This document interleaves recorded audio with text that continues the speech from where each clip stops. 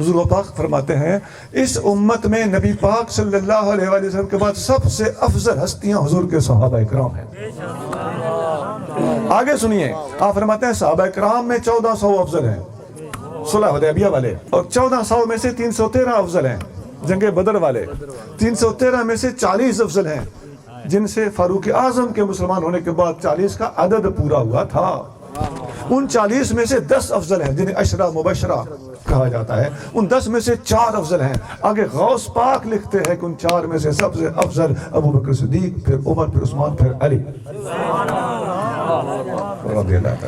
ہمارا عقیدہ ہے، جس کا دل چاہے پڑھ لے، انہیں تو طالبین کی پہلی جلد میں، اور اس پر پوری امت کا اجماع ہے۔ یہ جو ترتیب آپ نے بیان کی ہے نا، صحابہ میں سے 1400، 1400 میں سے 1300، 1300 میں سے 40، 40 میں سے 10، 10 میں سے 4، 4 میں سے 1 ابو بکر صدیق۔ یہ کوئی ڈھکا چھپا عقیدہ نہیں ہے، تمام اولیاء، صوفیاء، بلکہ صحابہ کرام سب کا اس پر اجماع اور اتفاق ہے کہ اس امت میں سب سے افضل ہستی نبی پاک علیہ الصلوۃ والسلام کے بعد ابو بکر صدیق۔ ہم نے تجربہ کیا ہے، سٹیجوں پر آ کر کچھ ان پڑھ قسم کے لوگ لگے رہتے ہیں، سجیاں کبیاں، ایک ہاتھ چاہتے، 2 ہاتھ چاہتے، بس لگے رہتے ہیں جنا ایک کھڑو کے آخر ایک بار چاہ کہ عشق ویکھنے دے صدیق دا ویکھ کیتی کرتی انہاں دی کھو پہ جاندی۔